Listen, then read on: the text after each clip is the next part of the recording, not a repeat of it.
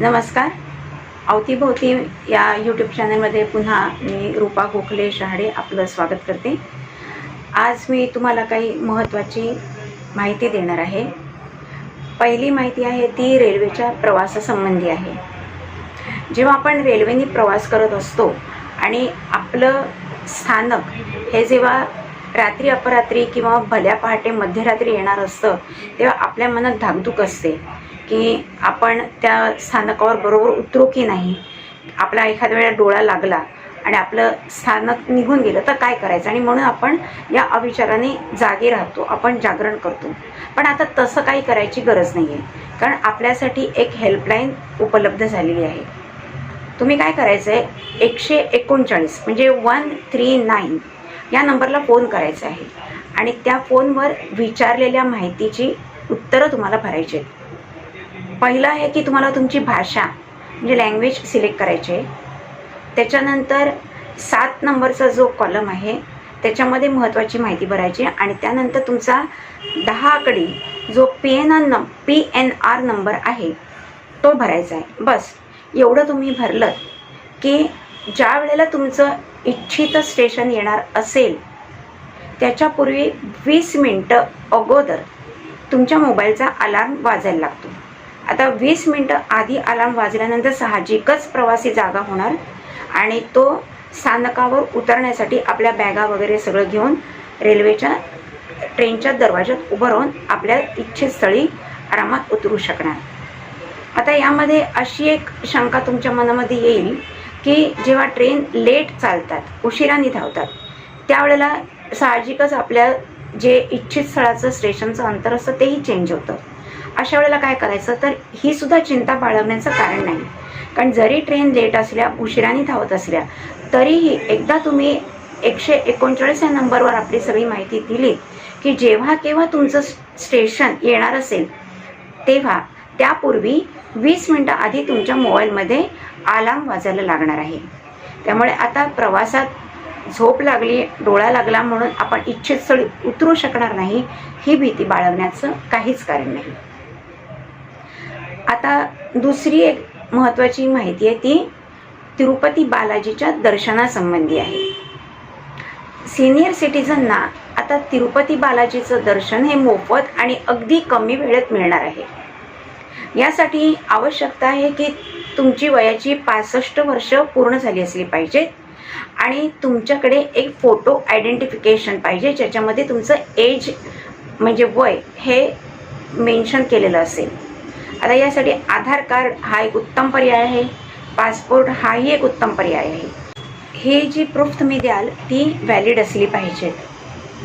त्याच्यानंतर तुम्हाला त्या हेल्प डेस्कवर जाऊन हे सबमिट केल्यानंतर एका हॉलमध्ये बसवण्यात येईल. या हॉलमध्ये तुम्ही बसल्यानंतर तिथे तुम्हाला गरमागरम भात, सांबार, दही, गरम गरम दूध हे देण्यात येईल आणि ते पूर्णपणे मोफत आहे. यासाठी कुठच्याही प्रकारचे पैसे आकारले जाणार नाहीत. त्याच्यानंतर तुम्हाला क्यूमध्ये उभं करण्यात येईल आणि क्यूमध्ये उभं केल्यानंतर 30 मिनिटाच्या आत कुठच्याही पायऱ्या चढायला लागल्याशिवाय बालाजीचं दर्शन ज्येष्ठ नागरिकांना अगदी व्यवस्थित मिळवून देण्याची सोय करण्यात आलेली आहे.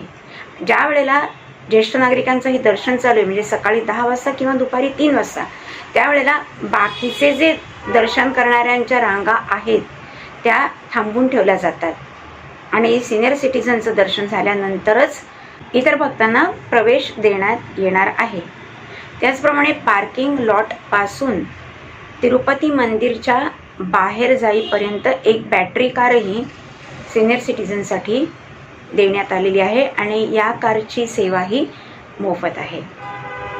आता अजून एक महत्त्वाची गोष्ट म्हणजे केंद्र शासनाने आभा कार्ड ही योजना आता सुरू करण्याचा निर्णय घेतलेला आहे. या 25-26 या वर्षापासून हे आभा कार्ड जे आहे हे पेशंटच्या आरोग्यविषयक माहितीचं कार्ड आहे.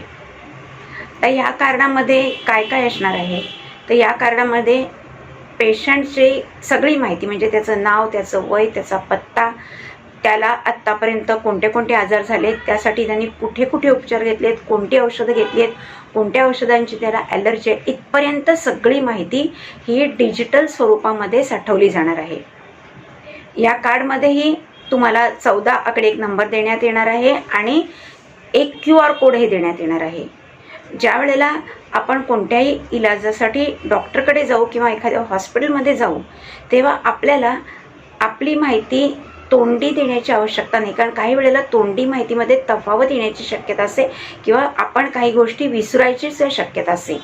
तर हे कार्ड जेव्हा तुम्ही डॉक्टरकडे द्याल त्यावेळेला ते कॉम्प्युटरमध्ये घातल्यानंतर त्याचा पेशंटचा सगळा लेखाजोखा म्हणजे तब्येतीविषयी, आरोग्याविषयी सगळी माहिती एका क्लिकवर डॉक्टरला उपलब्ध होणार आहे आणि त्यामुळे डॉक्टरना पेशंटचा इलाज करणं अतिशय सोपं होणार आहे.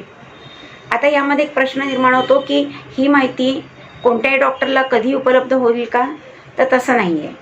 त्याच्यासाठी सुद्धा एक सोय करण्यात आलेली आहे की ज्या वेळेला हे कार्ड डिजिटल डेटा तपासण्यासाठी घातलं जाईल कॉम्प्युटरमध्ये, त्यावेळेला पेशंटच्या मोबाईलवर एक OTP येईल आणि तो OTP आपण समोरच्या संबंधित व्यक्तीला दिल्यानंतरच आपल्या आरोग्यविषयक माहिती ही त्या डॉक्टरकडे उपलब्ध होणार आहे. याचा अजून एक फायदा असा आहे की वैद्यकीय क्षेत्रामध्ये जे संशोधन चालतं त्यासाठी जी माहिती गोळा करायला लागते, त्यावेळेला डॉक्टरना स्वतःहून ही माहिती अनेक ठिकाणी फिरून किंवा अनेक हॉस्पिटलमध्ये पेशंटच्या फाईल्स तपासून मिळवायला लागत होते, डेटा तयार करायला लागत होता. परंतु आता हा डिजिटल स्वरूपात प्रत्येक पेशंटचा डेटा उपलब्ध झाल्यानंतर ही माहिती एकत्रित करून त्याच्या आधारे पुढचं संशोधन करणं हे डॉक्टरना अतिशय सोपं होणार आहे आणि याचा फायदा अर्थातच पेशंटना मिळणार आहे. तर आजच्या भागामध्ये हे इतकंच. माहिती आवडली असेल तर लाईक करा, शेअर करा आणि जर वाटत असेल तरच सबस्क्राईब करा. पुन्हा भेटेन नव्या माहितीसह. तोपर्यंत नमस्कार.